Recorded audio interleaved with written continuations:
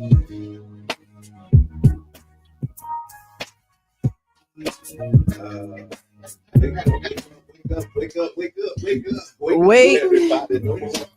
that's on you.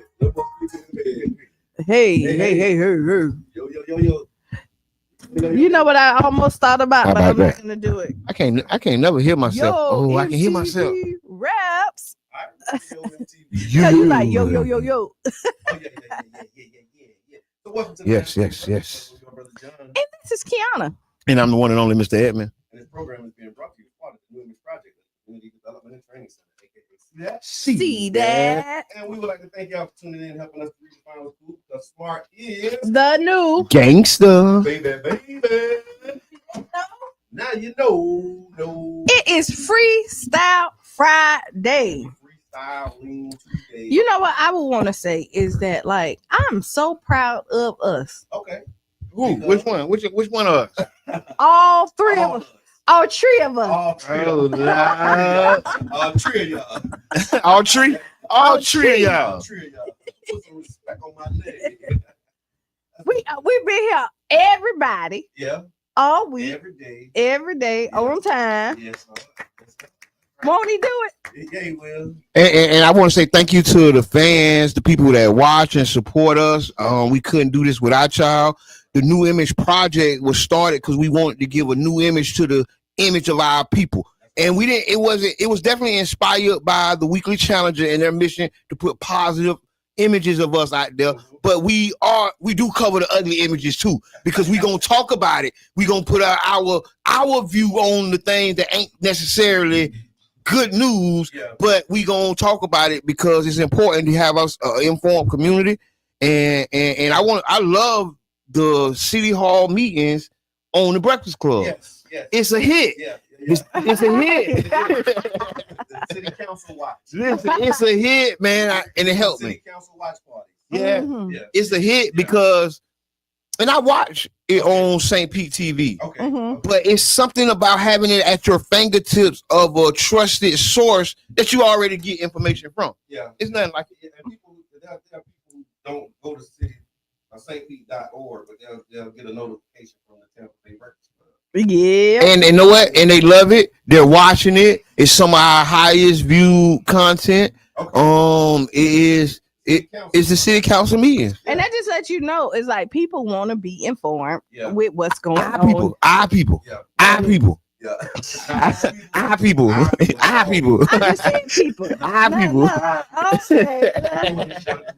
We say urban. Yes, I'm gonna be up there. We're gonna have some drinks. We can meet and have a power meeting over some great coffee at Urban. Right on. Urban Brew House. So let's go ahead and do these upcoming events because we do have a guest that's going to be coming in at the top of the hour. We have Pastor Sipling going to be joining us. She's talking about an event she's doing, but we want to just get these out the way real quick, reminding you all that still Jamaica needs our help. Yes. 99 Jams the Berg is teaming up with local partners to launch an urgent disaster relief for our brothers and sisters in Jamaica. We're calling on our community to come through with love and support and what's needed. Water, non-perishable food items, toiletries, diapers. Yeah, diapers, medical supplies. Yes. And there's drop-off locations. You can actually drop them off at the Taste of the Island. Taste of the Islands is one of them. You can drop them off at it's another place. Here. Yeah. Here. Wells. It was a church, Bethel. I said it's a church. Yeah. But we're gonna. Look, I give you the paper. You ain't even want to look at it. But I will tell you, is that. Yeah, but no, I will tell you, the Taste of the Islands. The Taste of the Islands. He has, workable hours. Yes, they do. They own hours. They know, but no, you don't gotta call. Yeah, you just pull up. And big shout out to Taste of the Island, the grocery store. They help bring food to a food desert. A lot of people don't know that Jamaican restaurant was a grocery store. It's on the cusp of the CRAs, like on the back end, but it still helped in the food desert. We still need more grocery stores. We need another grocery store like that on the other side, another grocery store like that, so that it can take the weight of having a big grocery store. Right. You know what I'm saying? Big shouts out to one community grocery store, since I'm talking about groceries. Yes, absolutely. OCGC. Since we're talking about the grocery co-op, we have officially launched our membership. Like that. I see what you did there. 300 members. Look at that. That looks real nice. Listen, y'all got to tune in. If y'all not tuning in to our social media, is live. It's jazzy out here. Ooh.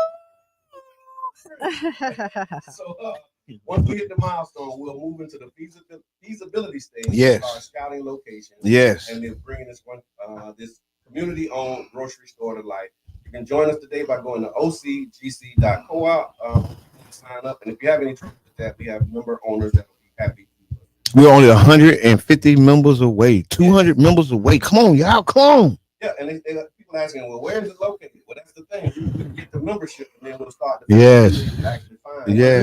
We're starting a base. Yeah. We're building a base, and the base is going to be the first 300 member owners, and we are going to be the base of this grocery store, right? So if you had a business and you could open up with 300 owners and members, how powerful would that be? That's what the co-op model offers. That's a little bit of what the co-op model offers to a situation like this, building a grocery store with a base of membership already. That's right. That's Okay. right. And there's studies that have shown that it's more successful when you do it. It's almost guaranteed success. It's nothing guaranteed in life, but you highly impact your success rate when you work the model this way. That's why I love what Zenzele, Erica Hardison has put together, because she's following the co-op model to the letter with tactician skills, and I'm just. Oh yeah, no, she's doing it. Shout out to Madam President. Also, shout out to our other board member Erica Hall, and and all of the member owners. Yeah. But then last thing that we have here that I have is the cash mob. So the cash mob, courtesy of King Reno, the Black Money Movement. On December 6th, 2025, we're launching our first cash mob, and you are invited.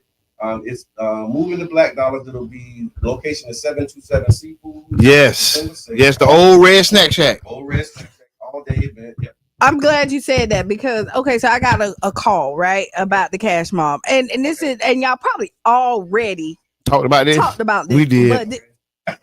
Go ahead. The one thing is that this community member said, because they want this to be a great experience, and I know Qiana and Charles is gonna have their stuff together. Is that prior to coming there, let every black business know that they already know that this is their day, but they are fully staffed and have enough product for the event. I mean, And that's part of the prep. That's part of the prep. And really, honestly, you're so correct, because one of the things that we did want to incorporate, this is more than a movement. It started as a protest, a boycott, right? A boycott turned into the protest. The protest turned into the movement, and now the movement is going to turn into a lifestyle, right? We're going to be shopping with each other habitually. It's going to be without thought, and then the businesses will grow, right? Because sometimes you're right. We don't have enough employees. Know why? Because I ain't made no money last month, and you're going to hold that against me. Please don't. Right, we is struggling. We haven't had 30 people in here at one time. Please be patient, and we want our customers to come in there with that in mind. Yes, because we're looking to lift these businesses up, just like you did. Nobody go to Bojangles and it was like, because I've been hearing about Bojangles with no bone. They ain't got a bone in there. I think y'all in line. This is the Bojangles with chicken strips and not the real. Yeah, they ain't got no bone in it. it. And that line was from here to Kalamazoo. That's a brand. But I'm not talking about that. Listen, I don't. Listen, I was at Kalamazoo. Listen, I went to Kalamazoo. Okay, listen, I don't care about Bojangles right now. I care about these black businesses. Yes, of the patience. Yes. They won't give us the same grade. But I will tell you, we already know that. We talk about, like, give us the grades. But what I'm going to say, be prepared as much as possible. Yes. And also, if you need help with something, because everything, it's okay to reach out to the community, because we want to give. I'm not a part of the cash mob, but I would say the experience. Why you and I? You gonna go shop? No, I'm saying it ain't part of the organizing. This is grassroots. We organizing right now. is that like if you need some people, like, because people will probably come out and help you Maybe, with yeah. like the customer service part of it, just to make sure that even though we know that there's a possibility those long lines, people won't complain, but if we can get ahead of some of that and just have good customer service, we'll go a long way. That's it. There we go. Thank you for that. And then the Tampa Bay Futures. Yes. I don't have Saturday, tomorrow, at the Carter G. Woodson Museum, the Black History Museum. There will be at 10, starting at 10, if I'm not mistaken. Please don't talk to my head, not my heart. Yes, and it's gonna be amazing. Healing, right? How can we heal? What can we do to heal? We're gonna be having a panel conversation. There's gonna be some short stories showed. This is gonna be an amazing event around healing, but also healing. Because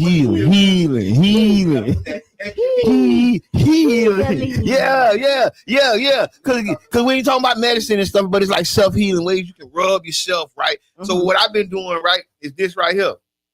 just that. You know what? That's mental and cognitive. Okay. Right? It's his brain, head, eye coordinate. Hey, show me laughing. It is.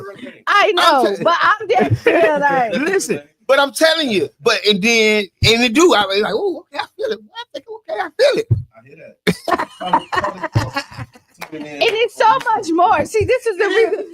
It's more because he's like, you're supposed to. It's so much deeper. You need to be grounded. Your thoughts need to be clear. Like you just say, hey. I feel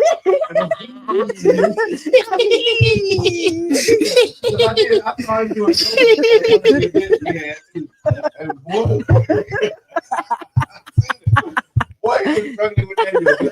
oh my God. Since I recorded, I had erased the recording. It was crazy.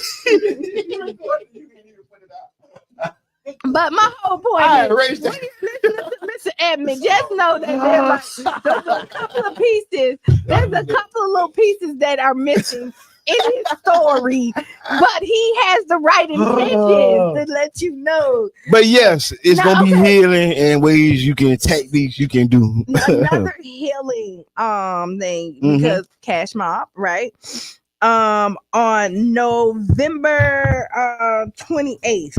Black Friday. What Black Friday is? Yes, November 28th, Black Friday. We are doing something a little different. Where? We at Culture Creative. Oh yeah, they're gonna do the thing. I seen. So all right. So vendors who want to sign up, go and reach out. And it's gonna be a black vendor market. I love it. In the parking lot. I love it. Yes, I see. Oh, in the parking lot. Okay. You distracting us like this, yeah. Man. You ever been at a party and everybody start running and then you take off running? Jay, I'm fixing the mics. But I'm just saying, you ever seen somebody running? Yeah. You take off running like, oh, what are you running for? That's what you're doing right now. You running. Yeah, but no. So the black vendor market, sign up. Go ahead. Reach out to Brainstorm, the whole team over there, so you can go to. And they say no drama, no crabs. Other than that, no crabs. Crabs bring drama? No. They just saying like they're just not doing it. Like black vendors come out there. It was no drama, don't bring no crabs. That was it. It was more of the joke. Yeah, but yeah. Okay, I think we good, Mr. J. So yeah. Shout out to Don J, man. Yeah. The Tampa Bay Breakfast Club from somewhere remote. Right. Yeah, but phones being on is kind of important. No, not really. We good. Yeah, they were on, but they were So I was, but yeah. So that's your phone, brother. Going on. But yeah, so yeah, the Black Friday, Black vendor market. Instead of going and spending with these major corporations, spend with your friends. And yeah. Freestyle Friday. I got something. I'm freestyling. Okay, go ahead. This one, Charlie Funk put it in here. Glow in the Dark fashion show Saturday too. Thank you, Charlie. Just wanted to include that. Put your own website in there for me, man. Oh, it's already in there. Okay, Debbie Yada is already put out there. See, when I say see. We have a community, but Freestyle Friday. I got a lot of stuff. Okay. I'm gonna start slow. Okay. Okay, go ahead. I just shared a post on Valley Boy, the author. Okay. He shared a post talking about parents, and first he said, "Oh yeah, it's not the youth, but it's the parents that are misguided and not really caring for the youth and things like that." I agree with the statement. Right? Okay. If you can look it up, Brother John, so you can read it better than I can remember it. Okay. But I'll talk I agree with that statement. But I wanted to add a caveat that sometimes we don't know, right? And sometimes we know and don't act. Okay. Right? True. So you heard it saying, if you know better, you'll do better. But the fact is, here's the statement. It's really not the youth that I can't hear nothing. Hold on. Go ahead. Yeah. Okay. There we go. It's really not the youth who are ruining themselves. It's the parents. It may be the game, because I think we on. We on that. Yeah, we good. We on. Listen here. It's not there too. I'm just looking at. Yeah. Okay, but anyway, he said it's really not the youth who are ruining themselves, but actually the erroneous guidance of uncaring, childish adults. Hashtag just pay attention. And see, I want to add the caveat. I definitely agree with that. But the caveat go back. Yeah. Is a lot of parents don't know. Okay. And a lot of times they don't act on what they know. Okay. Right. And it's not that they don't care. Right. Mm-hmm. Put it like this. Everybody woke up and gave their child cereal. Okay. Right? Cinnamon Toast Crunch or one of the cereals. Yep. These cereals cause ADHD. All the symptoms of ADHD come from a cereal by that one brand, Mills or whatever that brand name. Mm-hmm. Right? General Mills. Yeah. The tests are in, right? All They're the data, saying in 2027, 2030, they're going to stop using some of the chemicals. Right? That they use in cereal right now. We're giving it to our kids, not because I don't love them, not because I don't know. I just ain't acting on what I know. Okay. And then the outcome is the child going through whatever they're going through. So he says the erroneous guidance of uncaring, childish adults.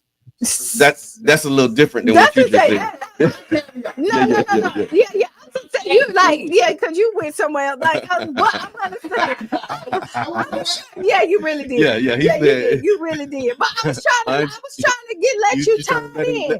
I was waiting on him to connect that dot.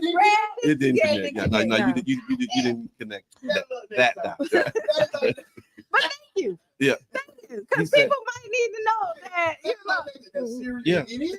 Yeah, no, he said erroneous. That's what I thought erroneous was. Erroneous guidance. It's kind of like just bad advice. Okay. That's what I thought it was. Right. Okay. No, we got it up there too. Look, we getting spotty with it. So there it is. Can you see it? Yeah.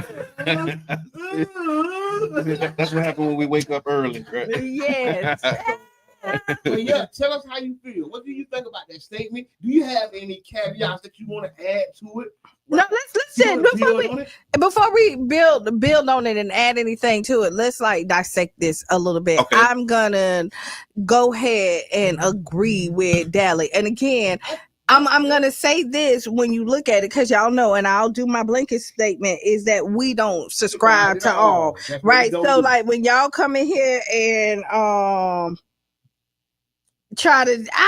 okay, listen, we know it, that's fine.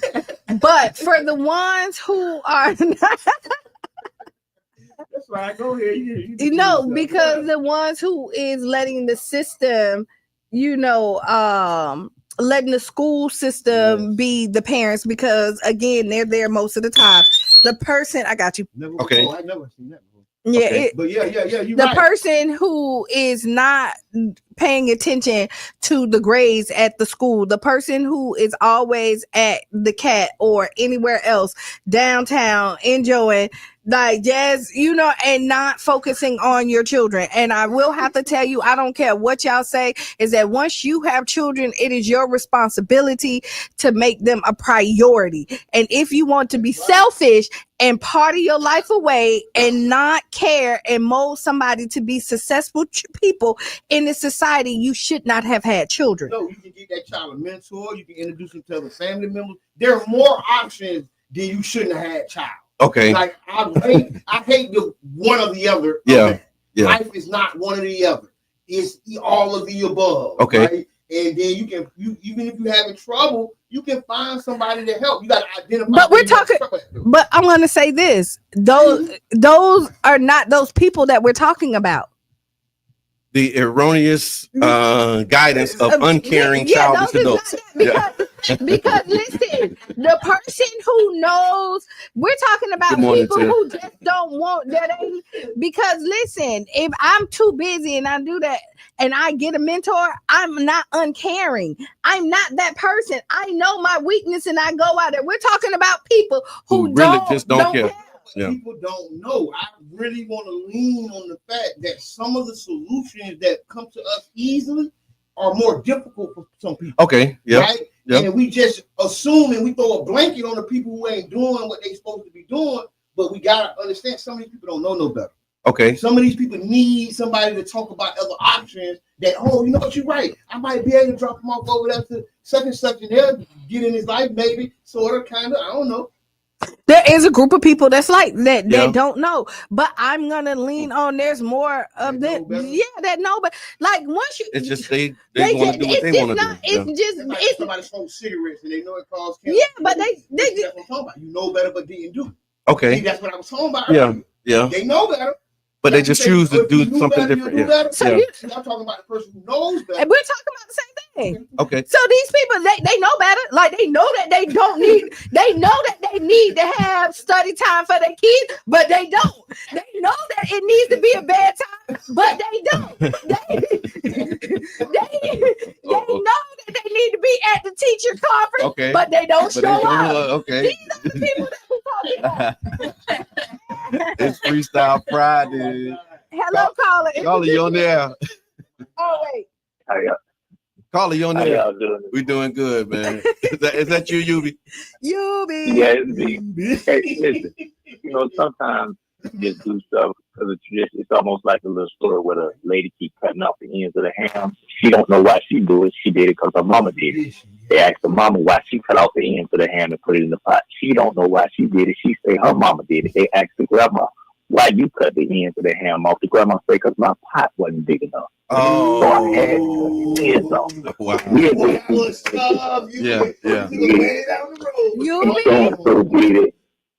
Yeah. And then we just keep doing it. So a lot of times you don't know. A lot of times you just do it because that's what you taught to do. Yeah, that's right. Yubi. That's right. Stop, but I have another Thank you, Yubi. Thank you, Yubi. But listen, Yubi. No, Yubi, you went over there with Jabbar in this cereal, right? Thank you. I think that's a little different than the cereal. That was different a little bit. Just a tad bit, but not much. Okay. My mama didn't make me read, so I can't read, so I'm not gonna make my children read. But it is similar. That is not similar. When you know that, and only reason why I'm gonna say that is that you're dealing with a human being, right? And you know your life struggles. Mm-hmm. Right at this point, you know your insecurities. But that's what people don't know. That's what I was going to say. We're assuming people don't know. They can't see the speck in their own eye. People don't know. What they call it, epiphany. Right? Mm-hmm. I've seen some things. I'm like more than I looked at different, and that made me say, "Wow." So you know what? I don't know what's going on in people's heads. I don't know what they really know. And I assume that they know what I know, or at least a little less, right? Okay. But I ain't even imagining that they don't know why they cutting the end off the ham. Yeah. I just see that when the ham comes, why the end cut off. Right. You get what I'm saying? And that's what I think is the deeper dive, right? That's the deeper dive because it's easy. I just seen Lindsey Graham says America is killing all the right people. Whoa. Wow. America is right. Who decides who the right people are to be killed? Yeah. We were cutting taxes and killing all the right people. Wow. That's what I'm saying. That's the mindset of the leadership of this country right now. But that's the mindset of people. Okay. It's either or. Okay. Right, but there's a whole bunch in the middle. We're all in the middle. Okay. Right, we're not either or. Either or. Right? Why you put two ors on? I don't know. Jabbar, I'm really listen. I swear, and maybe because I'm trying to follow you. But you don't like where he leading. It's all right to follow as long as you're being led in the right direction. I'm really trying. Because the thing is, and I'm one of the people that like to give people grace because I understand that there's like, but when everybody do. So, but what I'm saying is, when it comes to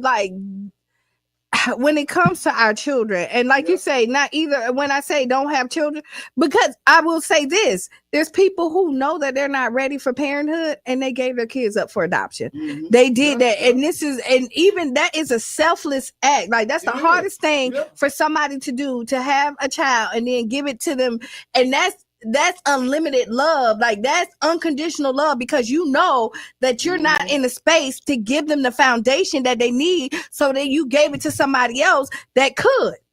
Yeah. Right? So what's coming up for me is responsibility. Because that's the piece that's missing. Like when they say you know better, you do better, that's not always the case, because once you know, you have to also accept the responsibility for what you know. Yeah. And that's what it is. It's just like you just not accepting the responsibility. And that's where I get into I unite with what Dahlia is saying about the uncaring piece of it, or childish adults, because at some point you have to accept the responsibility for your actions and the raising or rearing of your children. Mm-hmm. And then if you don't accept that responsibility, then that's when you're going to prioritize yourself, what you want, over what's needed and wanted for your children.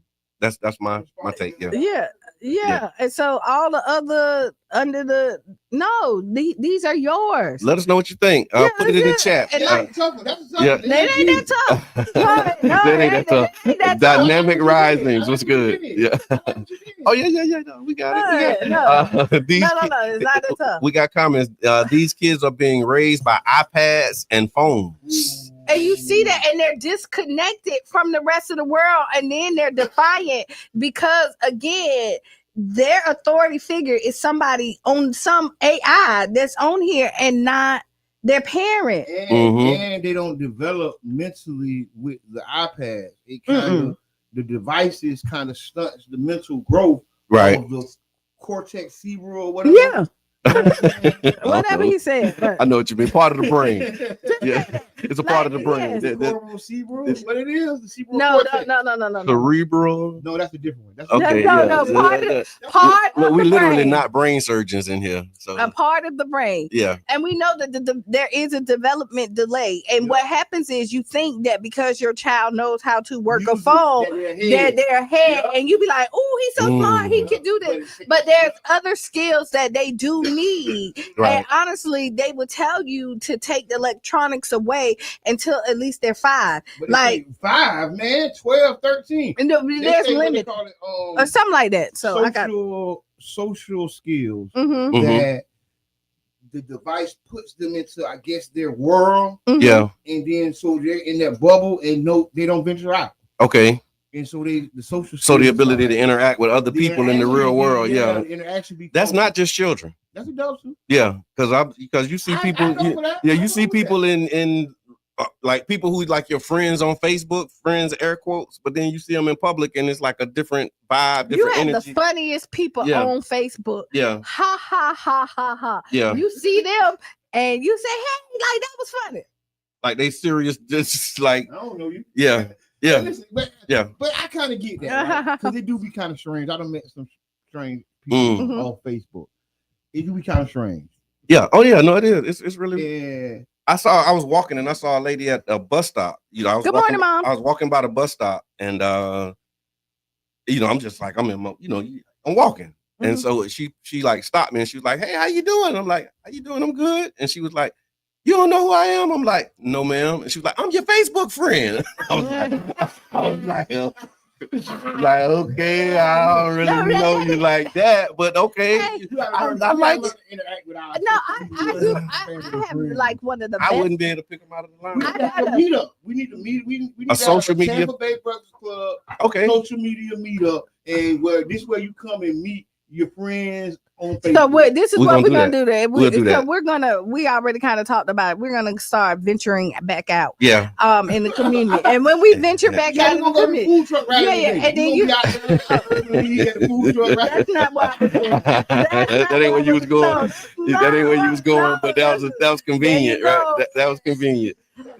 That was a segue into the food truck rallies. The food truck rally at the Urban League. Y'all come out. Okay. We're gonna be there for maybe an hour, 30 minutes. But Okay, we will be there. There you go. It's the Food Truck Friday is back. Yes, sir. It's it's tonight at 6 to 9:30, I think it says. Yeah. At the Pinellas County Urban League. So So now we'll be there. since we're gonna be there for an hour, right? Okay. And all the food trucks, if any of y'all are listening and y'all want us to talk about your food, come bring us some tasters to the desk and we'll talk about it. We'll give it a shout out. So yeah, come on and give us your taste test at the food rally. Yeah. I'll let y'all handle that part. Shout out to Super Dave. Thank you for tuning in, Super Dave. Good morning. And if you was listening at the start of the show, y'all know I don't hear everybody. No, but this is what happened. We did this live on air. And it was horrible. Remember? Oh, we taking somebody's food and then I'm letting y'all have like, I am not doing that. You can't even do it. And then, live on air, and it's horrible food. I am not. I know what was that. I'll say it. Don't do them people like that. I'll say it after. We love our black businesses. Yeah, so lift them up even if your food is nasty. And wait, no, listen. Don't say that. Don't say it's nasty. Wait, we really got to take a break, the y'all. The food ain't nasty. It's just not to my liking. Yeah. Because somebody like it because they sold out.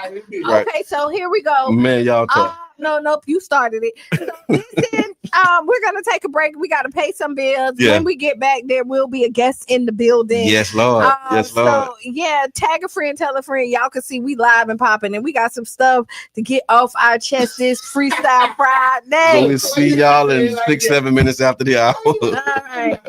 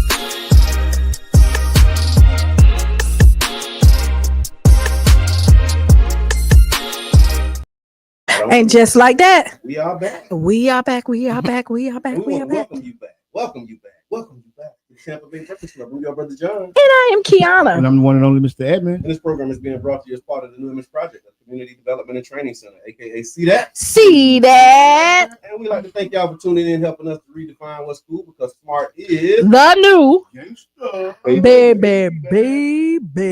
If you don't know, No. you know. Now you know. No. Bing bing. Okay. And we also have a special guest, friend, family member, Pastor Elizabeth. Welcome to the Tampa Bay Breakfast Club. Good morning. How are you this morning? I'm great. I love the energy in the room. Yeah. You guys get it pumped up, Oh, yeah, got me yeah, going. they get a little Love hot. it.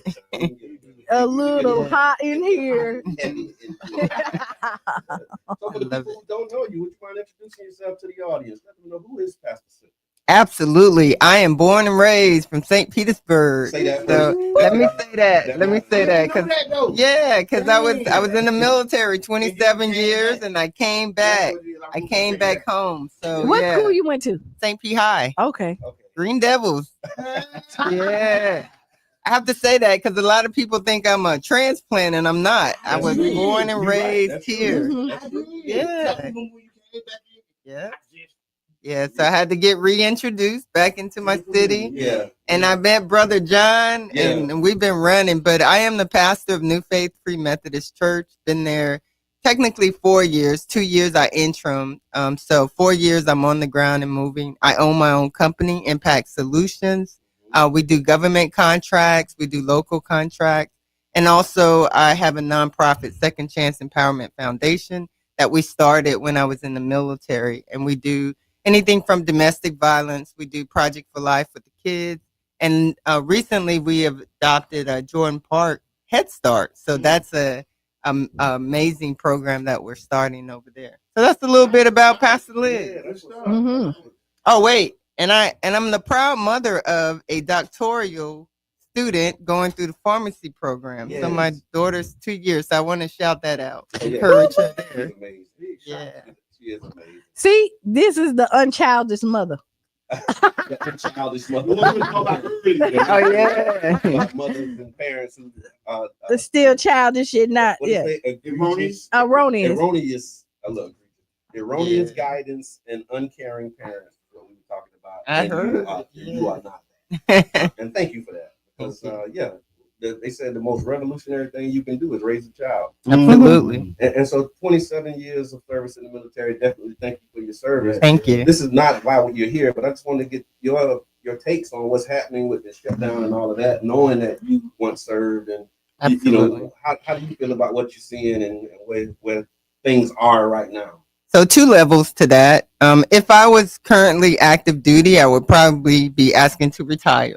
Okay. That's just true and transparent. Just say it like that, yeah. The whole atmosphere and the environment has changed. I do have, people that I mentor that's serving in there, and it's very difficult. For women now, we always had it rough, but it's even rougher. And because so the culture. yeah, the culture Yeah, has it changed, changed, and just the whole attitude of discipline, the way I've seen discipline and how it is. With the government shutdown, I'm caught up in that. My business, I have government contracts. I have people that's not being paid. Wow. So as an employer, yeah, I'm impacted. So, they're asking, one of my contracts is asking my people to go to work, and, we're mitigating that, still doing the service and waiting for the back pay. Yeah, the way back. So, it's hard to tell somebody to go to work and you ain't getting a check, right? Not gonna get paid. Not get paid. But We got you. Go ahead and get started. yeah, that's it. That's Do it. they And do then back pay on those types of things, or that's something Well, that you have to? if you're working. So Okay. on my contracts, they have asked us to go to work. Okay. So, and then the people that's furloughed, I have good friends that's in the government system. They're furloughed. They didn't ask not to go to work, but now they're saying they might not reimburse them because you're not working. Well, I didn't ask not to go to work. So hey, yeah. So They're saying they're going to use it to cut a lot of people. yeah, Yeah. and Jabbar, they, get closer to the mic, They're please. saying that they're going to use this to cut a lot of people. Absolutely. And after COVID, they said they did a silent cut. mhm. That did. people in jobs and positions never came back, but ain't nobody really saying nothing about it. Yeah. Yeah. So some people have received letters, and so they're fighting that legally because by the regulation, you're not supposed to be able to cut them while they're furloughed. So there's a lot of stipulations to that. I just pray for everybody. He don't follow no rules. Yeah, I know, right? We have people that's not getting paid. But they do have amazing agencies out there. If they're calling in, they're working with people, they're helping to defer payment. So I would say if you're caught in that, just call your agency if you owe bills or whatever, and they're actually working with you. So I have seen that. So that's good. Like when I was online, I was paying a bill, and it was saying if you are impacted by the shutdown, like here's another number that you can call, and they was willing to work with you. Yeah. Oh, absolutely. Who are impacted. I started to call that number.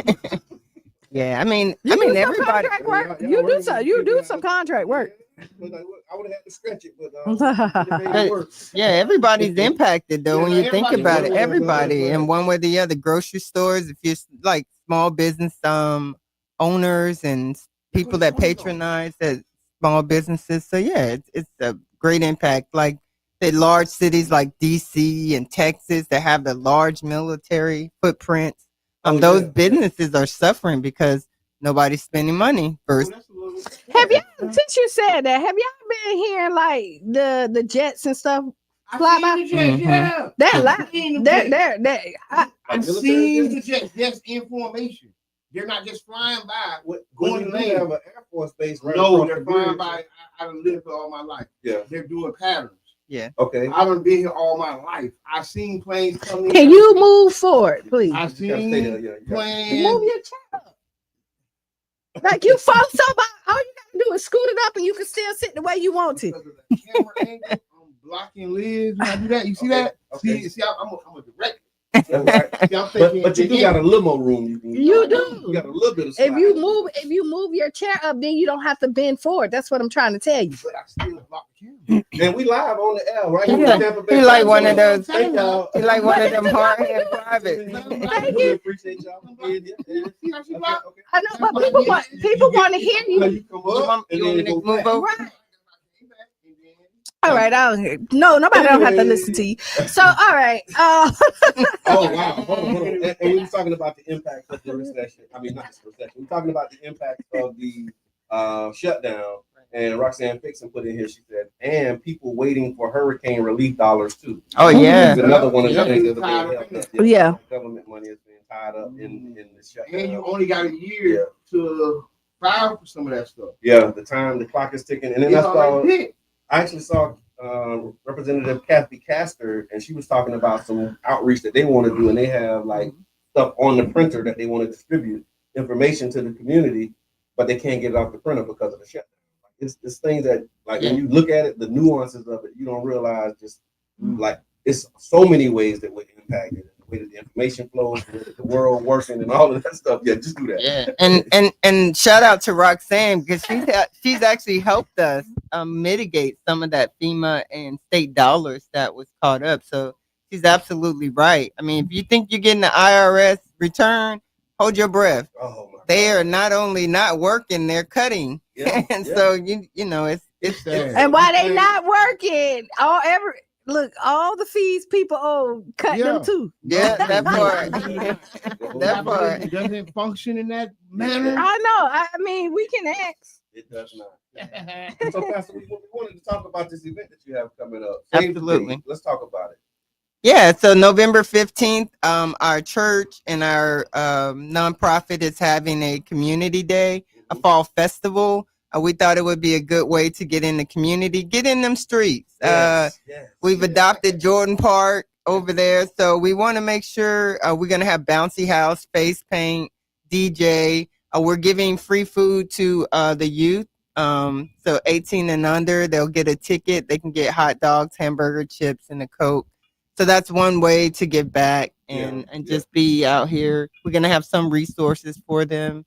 A Baycare will be there doing blood pressure and health checks. So nice. so Well, that's nice stuff. amazing. Yeah. That is. That's good, and that's good service. And you said get out here in these streets, and I know that you in New Faith, like you actually do some services that are not in the church. Absolutely. Tell me Especially about that. yeah, during the hurricane, especially our church was impacted. we actually had church in the park. Okay. And so we're talking about continuing to do that. That was some of the best worship service I've had. In the park, outside of those four walls, freedom, just liberty to worship. Outside the wall. And this Sunday, last Sunday we actually walked through Jordan Park. We got out to talk to the people. You know, people say I need a pastor, I need a church.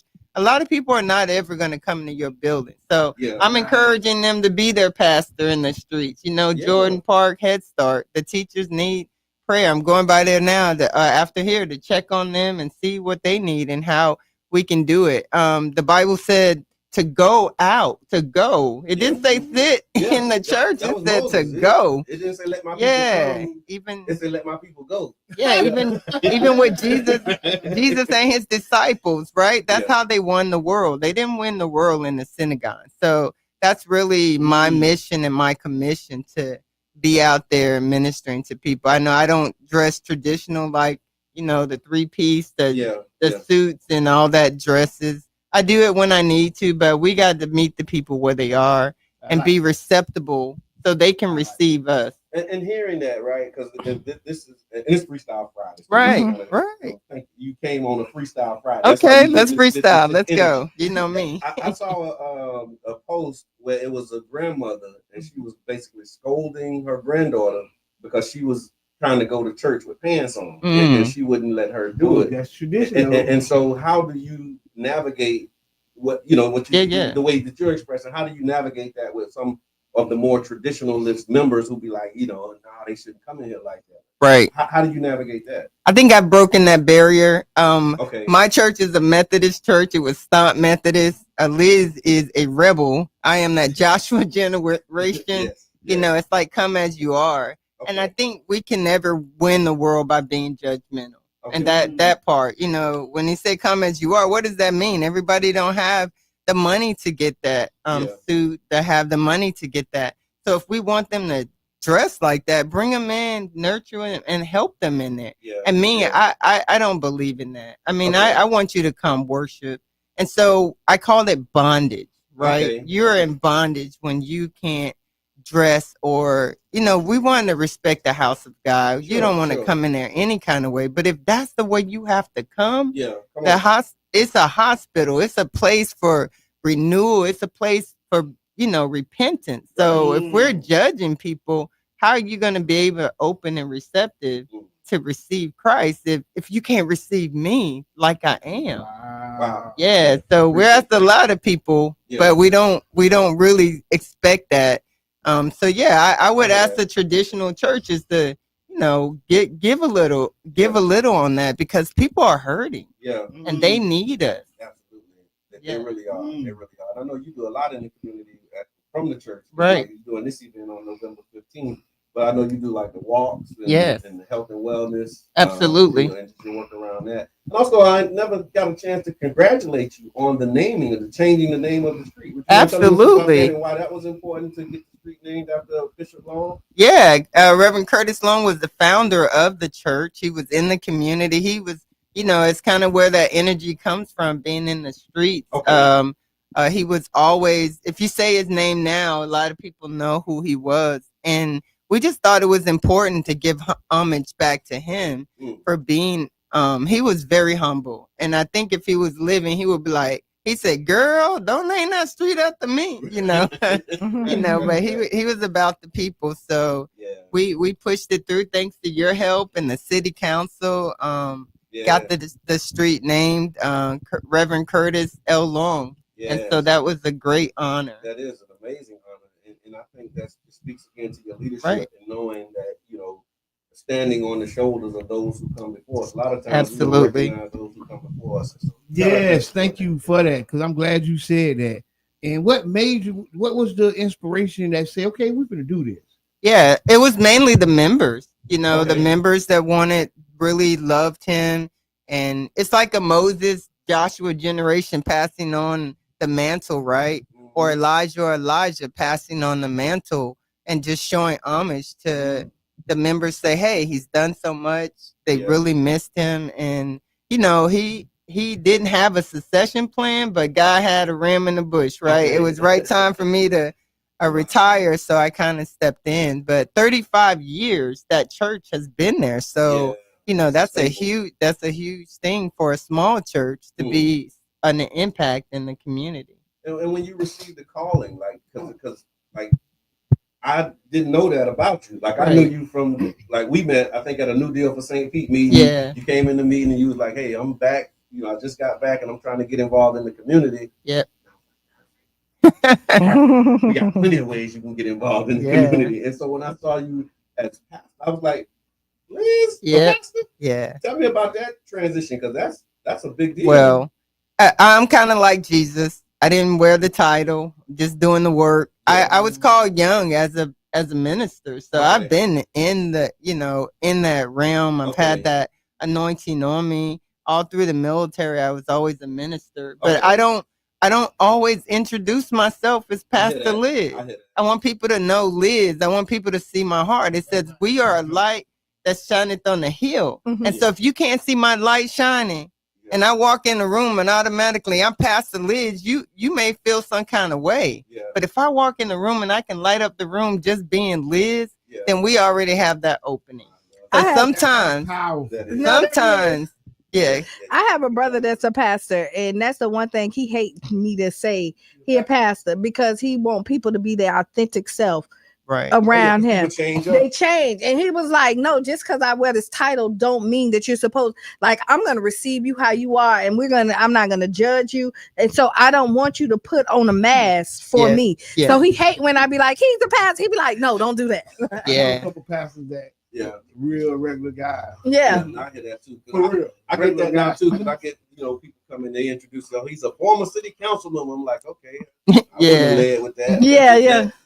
That means something to people, and then it kind of like gets people. You're always a council member. They engage with you in a certain way, and I'm like, I'm really not trying to engage that way. But, like they call the old mayor, they still call the old mayor. Yeah, they call the old president, they still call him president. Wow. Yeah, you don't lose your title, you don't lose who you are. And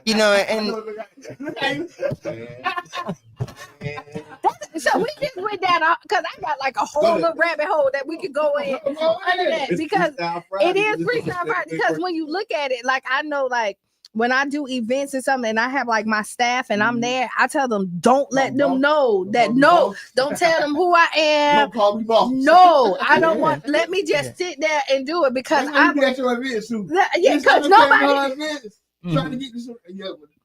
She's trying to act normal. You ain't normal. You the promoter. No, but I dress down. I don't want nobody and I'm just kind of, I want to be with a hat on and just boom, boom, boom, because I want people to show up. So like, don't lie, because they're not gonna lie to me if they think I'm regular. Like, you know what I mean? Like, and then if they think that I'm the boss or you or somebody else, then you get a whole nother person, and now I just don't have time for that. Pretend. People are pretentious, and that's one of the things I don't like. And it's like people's like, they got to respect your title. Yeah, they respect your title, but more so you want people to respect you and who you are. But my mission and commission is to draw people to Christ. So how that looks for you may be different for me. I know for me, Liz is who's going to draw people to Christ, not Pastor Liz necessarily. And trust me, I understand my title. I understand the weight that it comes with it. So I don't downgrade or, overlook being a pastor. But heck, I'm a sergeant major too. I'm a retired sergeant. I work with generals. I work with congressmen. I work with the president. And so what does that mean for me? It's like, okay, I don't wear that title because I still have a mission to do. And that is to lead people, whether it's soldiers, whether it's people to Christ, whether it is, you are a leader by nature and by anointing. What came up for me was the title actually describes a function. And so you don't focus on the label, you focus on the action. Absolutely. Yes. Well, pastor is an action word. Absolutely. These are things that you do, not necessarily just a title or a badge that you wear and you show up, you beat your chest and say who you are. Your actions, I think, speak louder. So what came up for me, right? You never know who you standing next to. You never know who you working with. Because I didn't know who you are. Yeah. I'm sorry, my bad. I was but you happy. but you come to me and we have no barriers, right? So now you're like, oh man, she's a pastor. I got to change. No, I don't want you to change. I don't want come as you are in spirit and this you is never why know. you always come with your best foot forward. Yeah. Like you just never know. Like you mistreating me because you thought that I was a nobody. You know what I mean? Wow. And like you'll see people who think that they're above other people and they're and no. And I want to know who you are. Yeah. And you said you've been there 4 or 5 years. Was that during the COVID era? So what was because I know the world changed and then a lot of the worship services, and the way people worship, like, did you all experience any of that COVID transition where, and just the impact that it has on the church community? Well, Pastor Long passed in 2019. So, that was different. And then 2020, bam, the church is shut down. Okay. And so we kind of see services. I came in, I had a just small crew. We did it via Facebook so we can still broadcast. And then, the people start feeling like, we need this. And so, okay, let's put the mask on. Let's come back. Because I didn't realize, for me, quality time is my love language, right? Being with people. But it affected a lot of people not being, because that's a social spot for a lot of our elders. They connect there on that Sunday. So so we were eventually able to open, but we were greatly impacted. Yeah. Did people come back after that? Because I know they were saying a lot of churches when people left after COVID, they didn't see the return in the numbers when after they came. I think every church has been impacted. And then we went to Facebook. We were able to broadcast live. So some people like, I could just worship in my pajamas, eat my cereal, bet that part. It's been ebbing and flowing. It's really hard to get people back in the four walls. And that's why I say get into the streets, because that's how we're going to win the world. But you'll be shocked, like people, because we don't struggle with this. A lot of older people, once COVID hit, they're still afraid to come out. They still got the mask on you. Exactly. They're afraid to. They don't leave their four walls unless they absolutely have to. There's a real fear about those, and a lot of those people was the people that was going to church. Right. And now that this is definitely a big fear. Yeah. Well, we definitely thank you for coming through and all that you're doing, because you do a lot. So thank you so much for what you're doing. Creating jobs, like you really got to go on. You're doing it. And so New Faith is New Faith Fall Festival, community resources, local vendors, food, games, arts, craft, and more. It's November 15th, 10 a.m. to 3 p.m. at 2427 Irving Avenue, South in St. Pete. If you had a final thought or a word that you wanted to leave with the people, what would that word be, Beth? My word for this season is hope. Keep hope. No matter what's going on, there's still, a way forward. So I just say, just walk in hope, not just faith, but hope. We need hope. And that's what I'm preaching, hope to people. Hope for the future. That's heavy, good stuff. I love that. Yeah, because it is a lot of stuff that make you lose hope. Yeah. Like, man. Losing faith in so much right now. Yeah. Well, you want to hang out? You want to stay I'm going to hang out. I love the energy. It's going to get a little hot in here. It's getting hot in here. So if you're just tuning in, you're listening to the Tampa Bay Breakfast Club right here on 99 Jams, 99.1 FM, WUJM. And if you'd like to support, you can do that by going to 99jamsthebird.com. Hit that donate button. Yes, ma'am. On the air, can y'all share the same mic? Okay. Thank you. It ain't even moving. So, we get a little closer. How about that? Yeah, that's so much. But my mic moving. Yeah, on air production. This is the type of stuff I live for. There we go. I can actually hear me better. Yes, so much better. Go ahead. Tell me what you do. I did. You didn't listen. Okay. Good morning, Councilmember Gabbard. Thank you for tuning in. Thank you for tuning in as well. And so, again, support for the radio station. You can do that by going to 99jamsthebird.com, Cara Festa Radio. And we are doing this support for Jamaica, so please make sure that you go to 99 Gems and donate because Jamaica really needs our help. Drop off at Taste of the Islands on 22nd and 34th Street. And then you can also do Bethel Community Baptist Church. So if you go to Bethel, bring something with you when you come. And then last but not least here at the. So this will be the last option. The last option. Yeah, because you have to bring the phone and get somebody. Because there's not a lot of people here like 24 hours of the day. So this is, unless you hear us and you come during the breakfast, don't come. Yeah. They don't do that one. You got to make an appointment if you come in here. Everybody who have already donated and gave some stuff, man, thank y'all. We want to get some more stuff. We want to make sure it was a devastation. Yeah. Right, you heard more about the build up than you hearing about the lives and the quality of life that these people going through. It was utter devastation.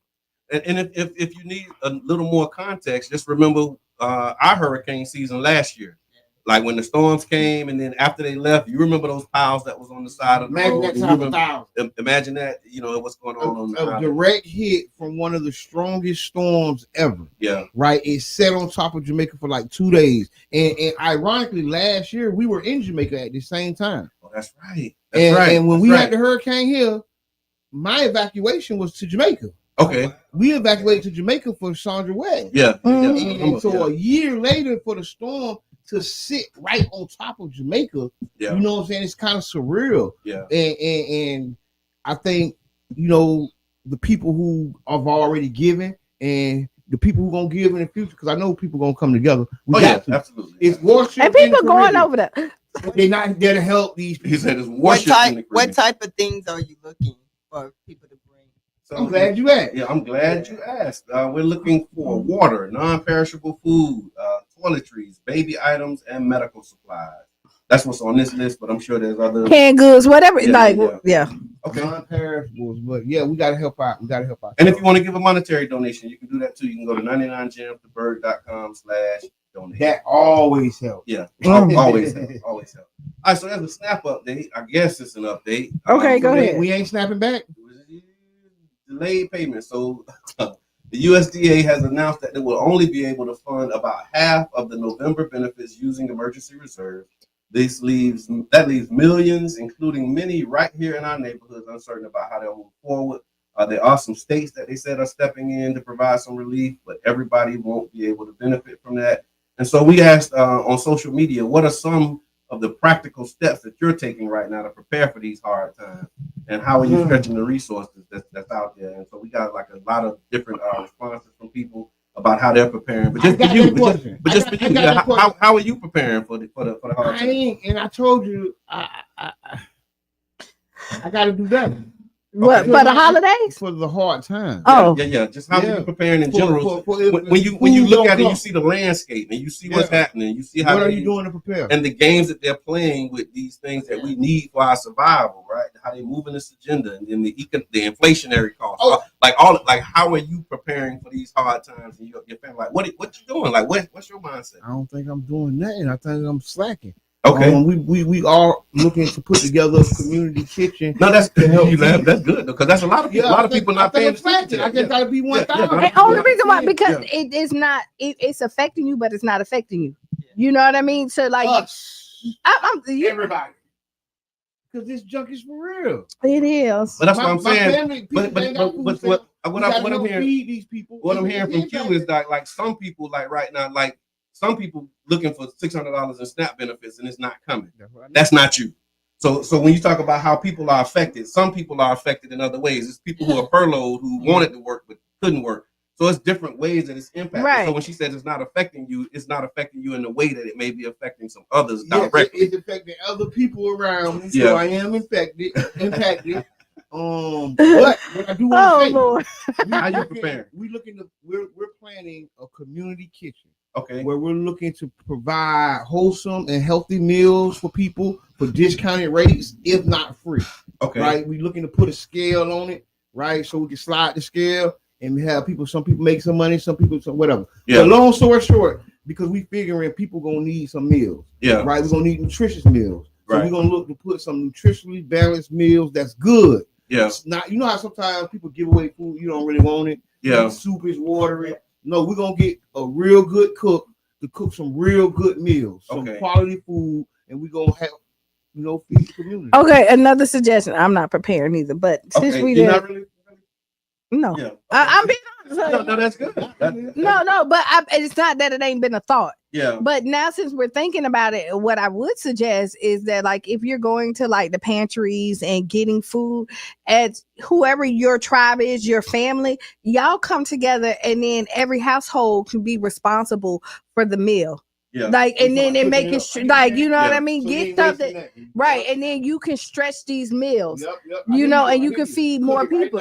Right, keep it, and then like say, hey, Monday, like, hey, spaghetti is it, and everybody come and eat spaghetti. So the weight is not on. It's a community. It's the same. And it is. So like I'm gonna because everybody's not gonna come out there. But if you got your family and y'all and y'all know y'all all struggling, but hey, I got $30. You got this. Let's go ahead together and feed each other. So what we don't do, I know when I retired, my mom used to go to food bank. Mm-hmm. And I came back, she had buckets and buckets of this food. Mm-hmm. And I was like, what are you doing? And now, if hindsight 2020, if you were in that situation, she had no need because she had stockpiles. So I would tell people to start their own pantry. Start, like a family, a community thing. Yeah. Get those canned goods now. Get those non-perishables now. Where you will have, so when rainy days come, old people used to do that all the time. Man. New people, our young people, they're DoorDash. Noodles. I got some noodles. You're not gonna go hungry, and we're gonna be all right for a little while. Yeah. But you know what? A lot of people, I like that idea because a lot of people, because they got it right now, they don't want to go and get anything because one, they feel like they're taking from somebody else, or they feel like they'll never be in that spot. Right. Yeah. You don't think that it could happen? Yeah. But the world is changing. But what you got? Oh, I'm gonna go what the people said. So because there was a lot. So financial wisdom and budgeting is one of the things. So like Amber Robinson, what you were saying, Amber. She said emphasize reviewing emergency funds, reducing debt, and creating realistic budgets. Right. Cedric Farrell and Stephanie Wynn, they focused on working extra hours, living debt free, helping others in need. Cynthia Mays, she highlighted the importance of cutting out frivolous spending these days, forming multi-family living arrangements, and writing down strategic plans. That made me think of one more. Yeah, we got to learn how to forage. We got to learn what plants can we eat. Okay. What roots are not really roots, but are medicine. Okay. Right? That's popping up right in your backyard. Because some people will starve and have a bamboo tree that they can cut up and boil and eat because they don't know they can do it. You get what I'm saying? Because it's beyond their. I'm just thinking long. Yeah, no. Go to the meat store and look at that meat plan for $25. Pick out your 5 items. Well, I'm vegan, so I'm just saying that. Hey, eating off the earth. Eating off the earth. Go look at that meat plan. See which one. Several people also talked about growing gardens, gardening compost systems. So that was Demetrius Mays, Taylor, Cecilia Royce, and then we had Abdullah Ali. They're preparing hearty meals that you talked about. That can stretch across the day. Focused on eating cleaner, more fruits, beans, less meat. Yeah. And then the community support was another one that showed up big. Miss Cooper, she suggested living with trusted family members for mutual support. Yeah. Creating a family plan where each member adds value. Also the importance of mental preparation. Thank you. Yeah, that was our Cecilia and Mr. Edmond was on that post. They stressed the importance of mental preparation and then pushing through by helping others. Listen, because I it sounded like something I say, but listen. Listen, but I'm telling you, because really we got to be prepared for anything. Yeah. And we actually are, but we be so scared. And that's what the Army teaches you about being ready, because you are well equipped to do so much, right? But we're not ready. We're not prepared. We ain't thought about it. I ain't imagine if this car flip over how I'm gonna save somebody and pull them from under them. Right. But the Army already tell you, okay, be cool, do this, do that. And then you rely on your training. Yeah. And you fall right into your training. Yeah. And community ain't really got no training. We got to do some training classes around here. Let's do it.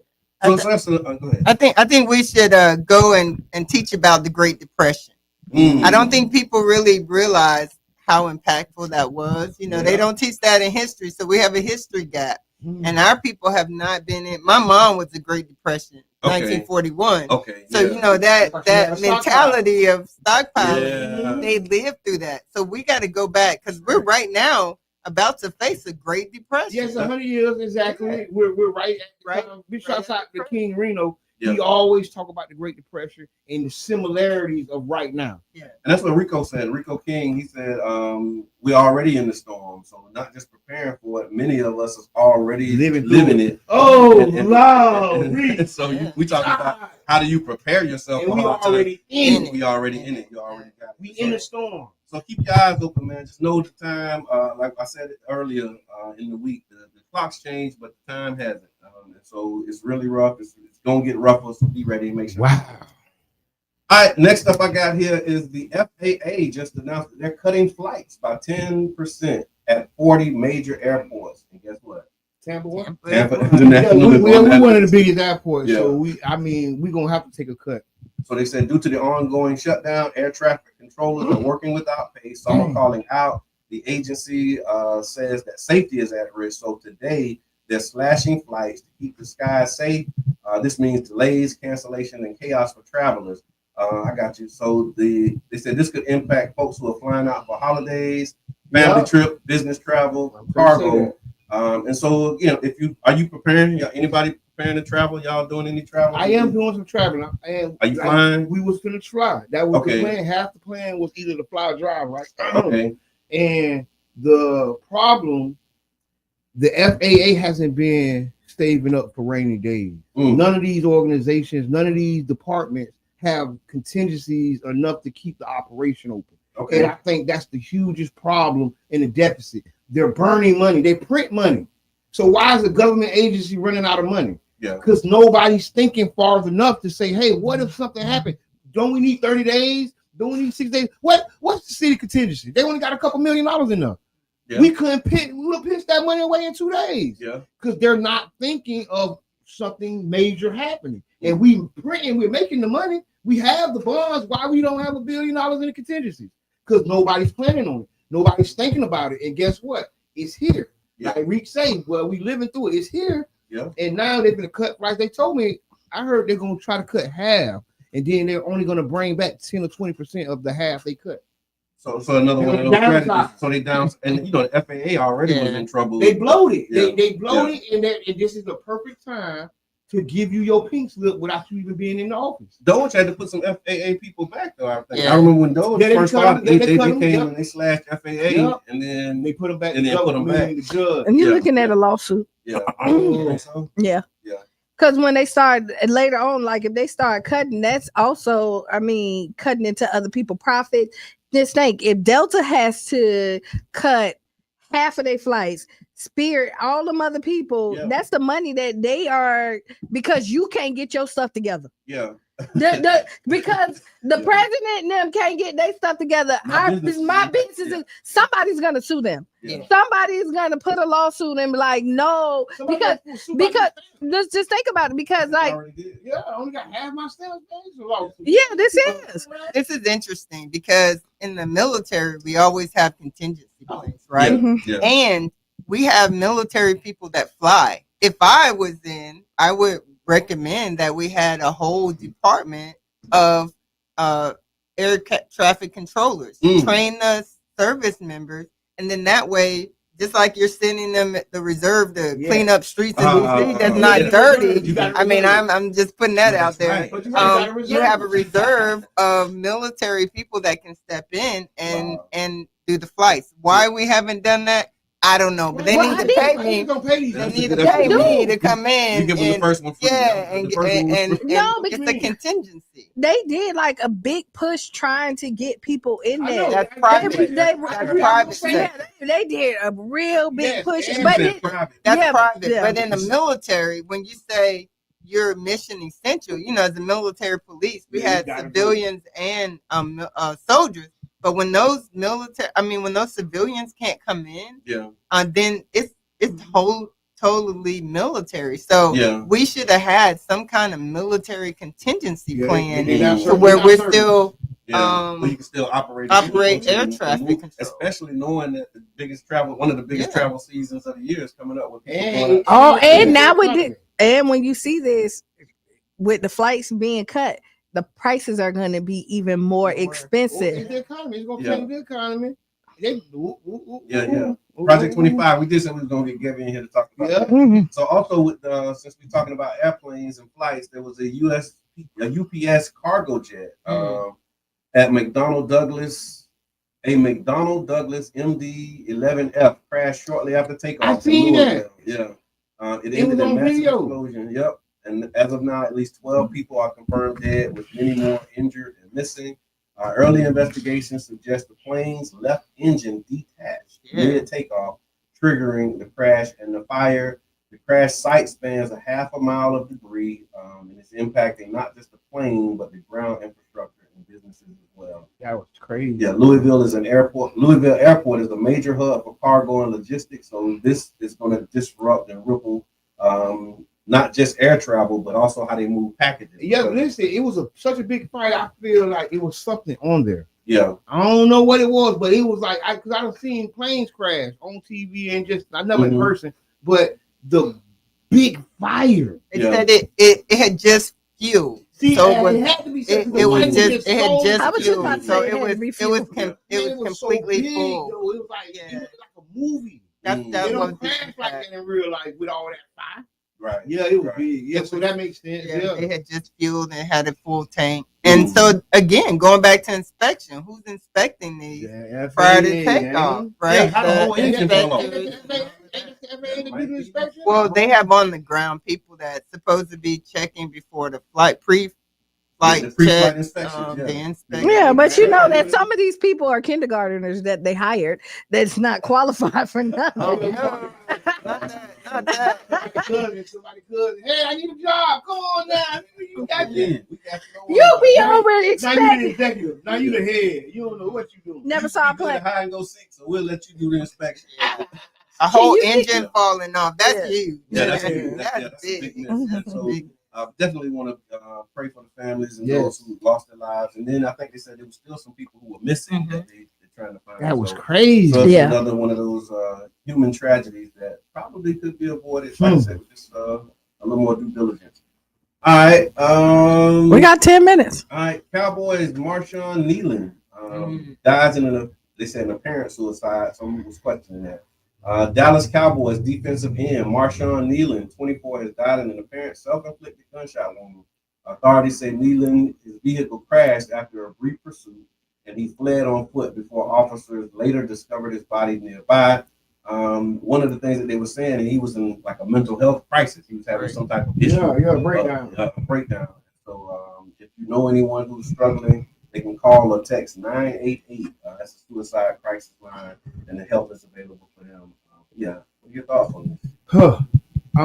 I think a lot of times when people have and this was something I wanted to talk about. A lot of these antidepressant medications, a lot of the medications have you with suicidal thoughts. I saw you posted it. And we be trying to help things that we need help. I don't want to minimize the help that people need, and I don't know if this is his situation. Yeah. Right. Yeah. But a lot of times, and they be like, "Oh, they weren't suicidal. They didn't." But they had a medication, and one of the side effects possibly is suicidal ideation. Yeah. And some people just don't act on it. Right. They just think about it.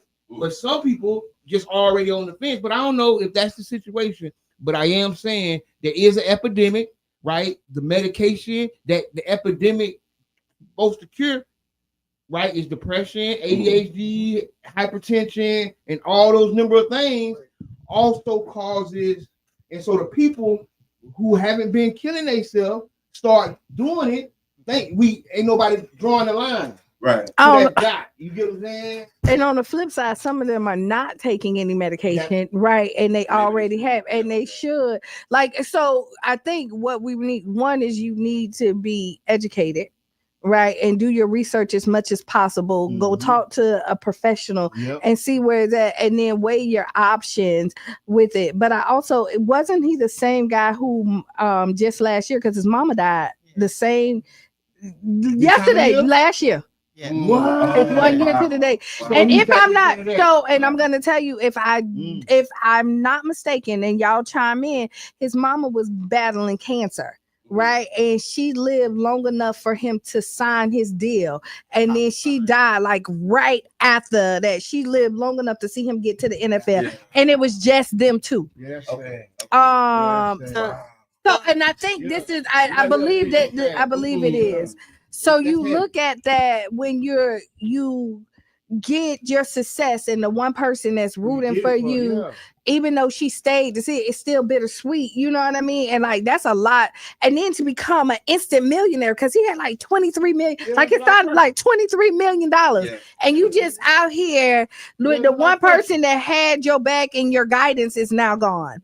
That, and I can relate to what Jabbar said. You know, I have a TBI, and so some of that stuff with PTSD, I was on a medicine that made me feel like that, and I had to tell my doctor, "Hey, this ain't right." But the people around you have to be succinct with you as well. You know, you got to have that support system. Right. But I can truly say these guys in the NFL, they're getting their heads slammed all the time. That's and so think about what just happened. That Monday night, he had this amazing, he was at the height of, you know, he blocked that kick, made that touchdown, and it was like he was celebrating. And then all of a sudden, Monday, last Monday, and then all of a sudden he crashed. So like you said, who are you celebrating with? The one person you want, and you're already in a depressive state. So it's hard. It's chemical imbalance, but and I would encourage people to just get that great support system, because you don't even with you got to be open to your support system too, like, because a lot people have support systems and don't receive it, and they block it.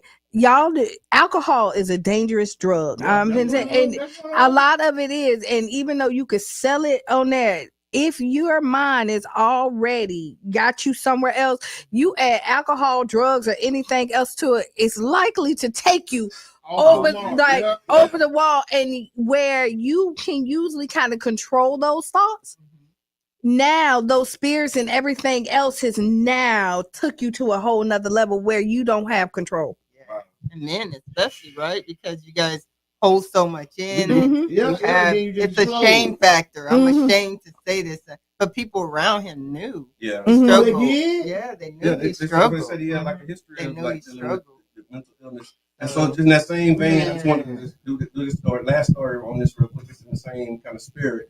Gucci Mane, for the hip hop. He has like a new book. Gucci Mane is one of the hip hop icons. He's actually joining the conversation. And you know, Tampa Bay Breakfast Club, like we've been talking mental health, you know, before it was trending. But he actually has a book, it's called Episodes, where he actually opens up about his addiction, depression, his triggers, what healing looks like, and what he's been through. And one of the things too was when he did an interview, and they were talking about how his wife supports him. And they had like they had a problem with the backlash with him, with her saying like there's certain things she does. They drugging him up and all. And I said this to somebody. Well, if that's the Gucci you get from doing that, you need to do that to a lot of more people. Okay. He need to package that pill she got, because Gucci was a very wild dude. Gucci was one of the people who really got people into taking pills. Okay. Right? Because he made it popular. He was the one. Yeah. He was the one like directly talking about it. Yeah. And for me to see him go from that to that, like that's just people hating. Right. You know what I'm saying? He's doing good for himself. He's looking good. He more healthier. He used to be like a little fat boy. Yeah. He used to like to be a little chubby fat boy. This man Well, I will tell you like this now. And y'all got something to say about it. You know, people like to see you crash out. Yep. People like, I'm gonna tell you, people like to see the end. They like to see you swerve and miss the barrier.